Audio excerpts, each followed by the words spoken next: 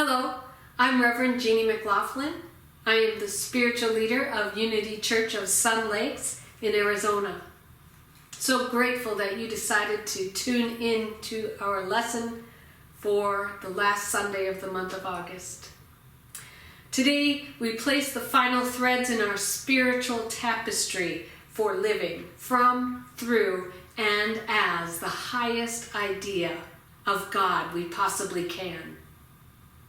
This is a thread that ties it all together. In fact, without it, the tapestry would not hold together. I've been in an acronym mode lately. Last week we talked about SIN, sin, which stood for a belief in being separate in nature from God. Today, as we get real, R.E.A.L, we will recognize everything as love. Unity co-founder Charles Fillmore wrote in Talks on Truth, "Love is the drawing power of mind. It is the magnet of the universe." Today, we will explore in very concrete terms how love can point our way to a life of genuine happiness and fulfillment, so that the law can make the way possible. So what is love anyway? Great question about which poets and philosophers of the ages have written about. Huge books have been written about love.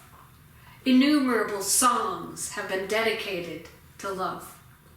Countless sermons have been given about love.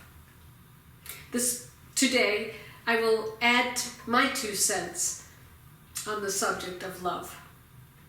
So we will look at love from 2 perspectives. First, to lay the groundwork, we will look at love at the level of macrocosm. Then we'll look at love at the level of microcosm. So love at the level of macrocosm. Unity co-founder Charles Fillmore wrote in Talks on Truth, "The love of God for his children is beyond description. A love so tender and so deep that it cannot be mentioned in the same breath with the ordinary love as known by the world. The great love of being is deeper and wider than the thoughts and the words of man have compassed since the beginning of language. It can only be known on its own plane, and man must awaken with himself the capacity to feel a mighty love before he can comprehend how great is the love of God."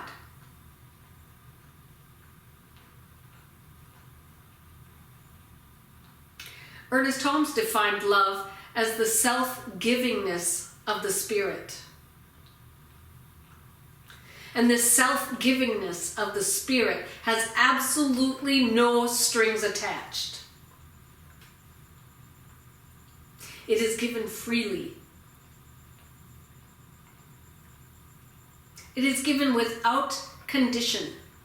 It is given to each and every expression of life equally.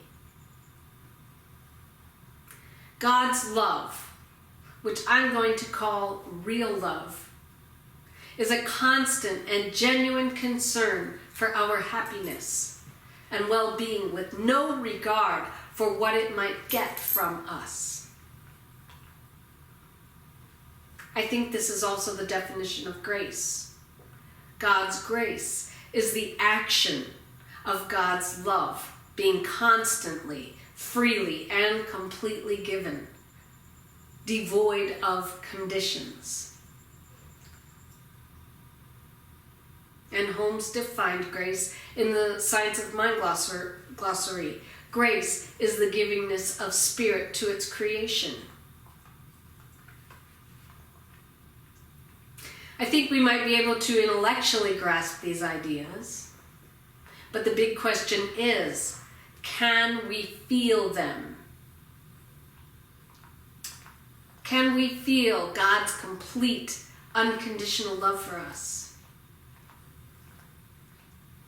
Can we breathe it in and have it fill our very being with a sense of peace and calm?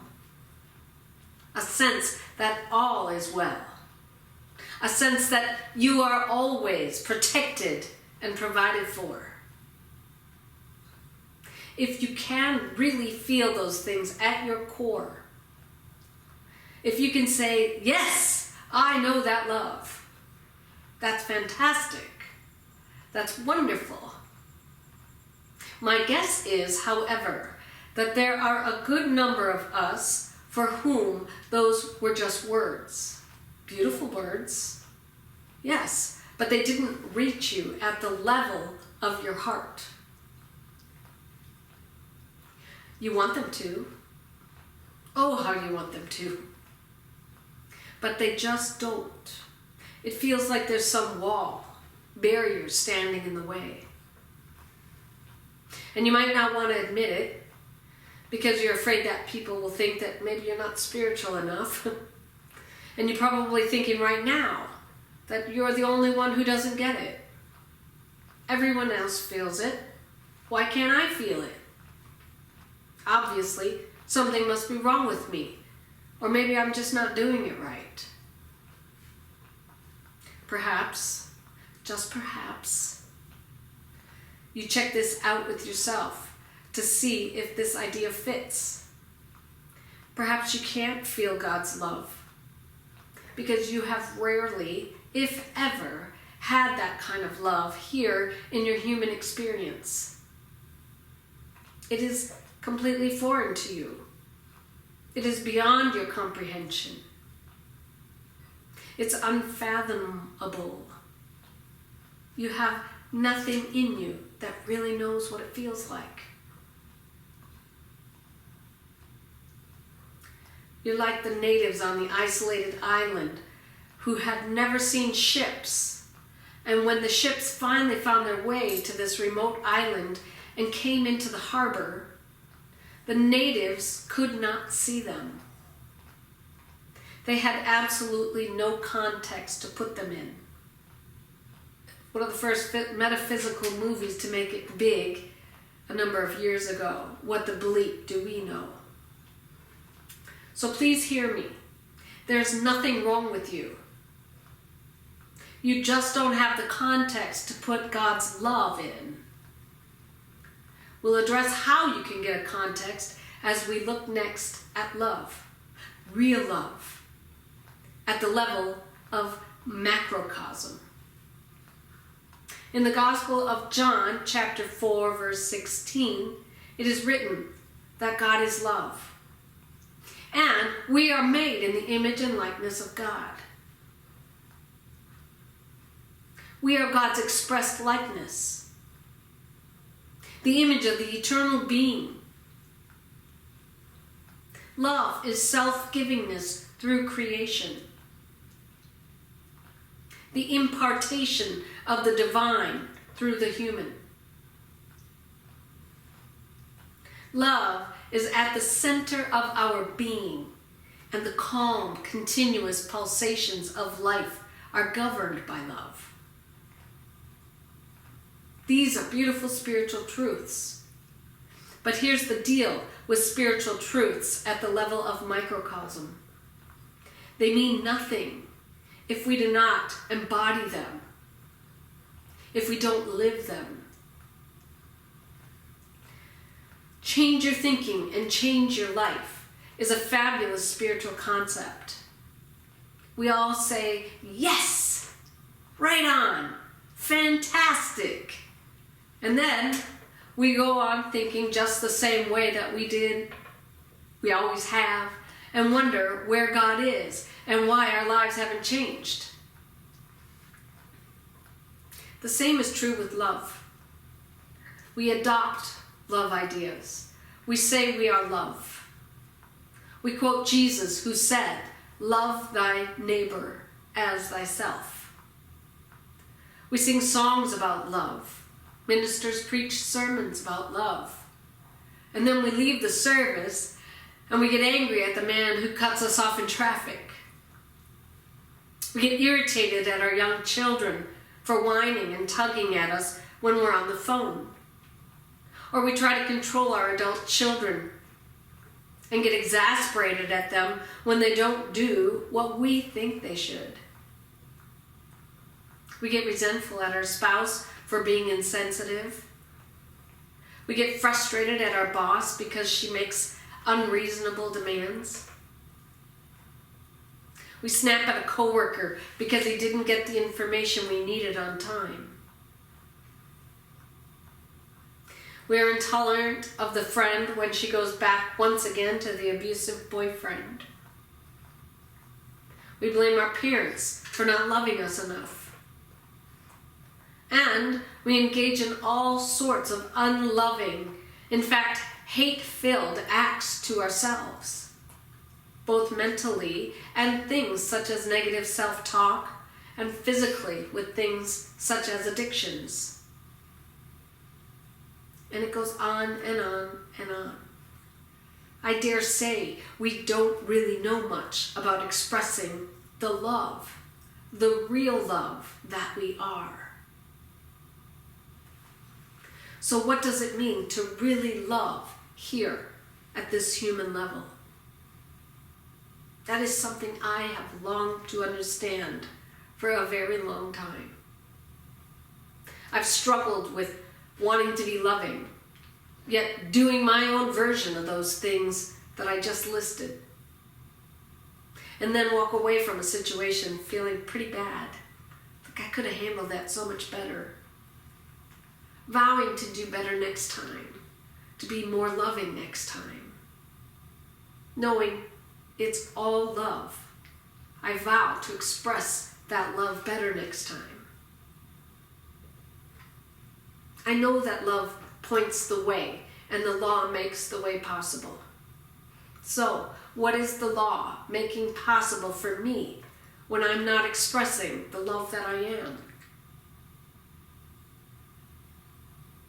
Well, it makes the way for me to experience more of what I'd really rather not experience. To the degree that we embody love, we are love. So people who love are loved. But then next time comes, and I respond the same way. Is me, or do you experience this as well? So what is the answer?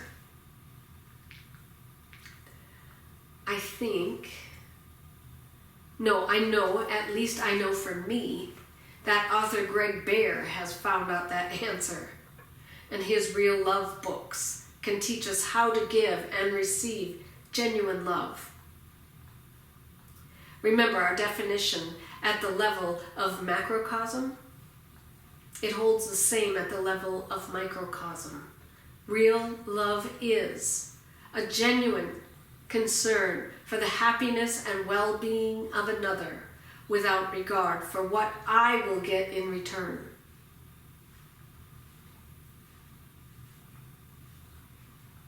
You know, spirituality isn't just about reading a bunch of spiritual books. It's about becoming embodied beings with fury and practice. By being living examples, practicing what you preach, practicing what you believe. So how do you create and cultivate the bond of family and friends? Give love. How can I love myself in spite of appearances? In the middle of trauma, pain, and darkness, when I don't feel lovable? Get loved. What is the spiritual practice I could do to cultivate happiness? Love thy neighbor as thyself. How do I integrate all of this into my life outside of church? give and get love. I don't mean to be flippant about this or make light of any of these questions. I really believe that those are the answers. One of the easiest ways to practice embodying love is to place your hands over your heart and go within. Send love to your heart through your hands. Breathe.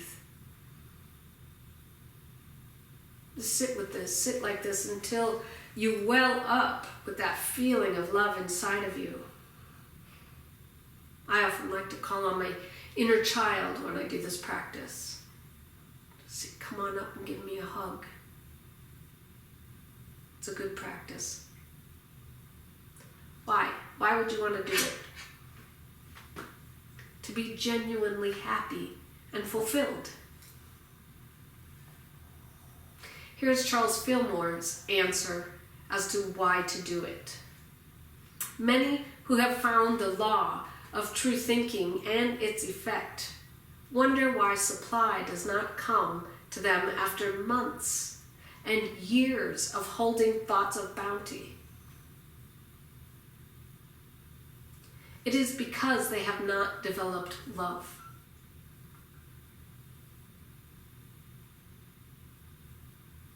They have formed the right image in mind, but the magnet that draws the substance from the storehouse of being has not been set into action. How do we give real love? Remember, it is a genuine concern for the happiness and well-being of another without regard for what I will get in return. Before we can give it, we have to have a bit of it for ourselves. It's almost like priming a well. We have to throw some water in it to get the water that is there to flow. So how do we receive it? By telling the truth about ourselves to others who are capable of seeing us, warts and all, accepting us and loving us. Talk about the difference between the old definition of telling the truth about ourselves. When you do this, I feel this. I mean, this is really blaming in sheep's clothing. And then this new version. The new version of telling the truth means taking 100% responsibility for ourselves and our experience. We could tell the truth about ourselves as we talk about people and events in our lives. We talk to people about what we do all the time. With a little thought and a little courage, we can turn those moments into extraordinary experiences. Here's an example, and this is from Real Love, page 87 and 88. I was really irritated with my husband yesterday when he didn't take out the trash. And then I realized that I don't have the right to demand that he do everything I want. That's pretty selfish of me, actually. And if I'm angry, that's my choice, not his fault. All the time we've been married, I've been demanding things from him and expecting him to change. And it's caused a lot of unhappiness. I haven't been accepting him and loving him very much. I've been more interested in my own happiness. I have a lot to learn about relationships. I go to church every Sunday, but I often feel like a real hypocrite. I still get angry at the people around me, and I often don't feel very loving or forgiving. I wonder if I'm a very good example of the things I claim to believe. I was lecturing my daughter about something yesterday when I realized that I couldn't remember the last time I just sat with her and told her I loved her.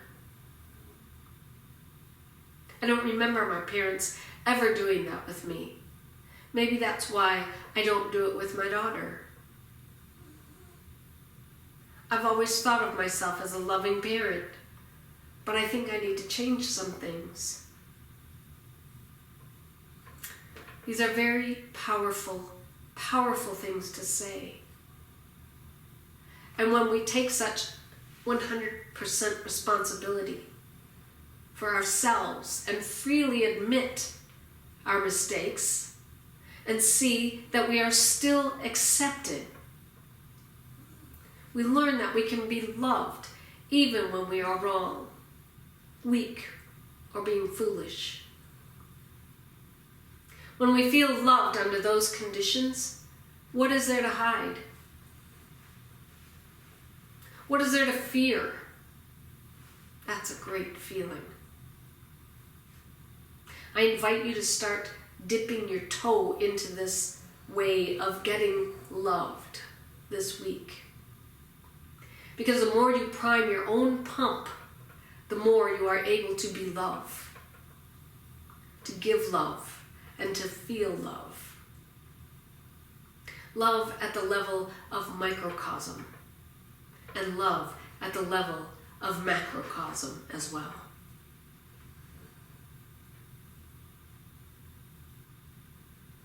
In conclusion, Holmes wrote in the Science of Mind textbook, the two great commandments are to love God and to love one another.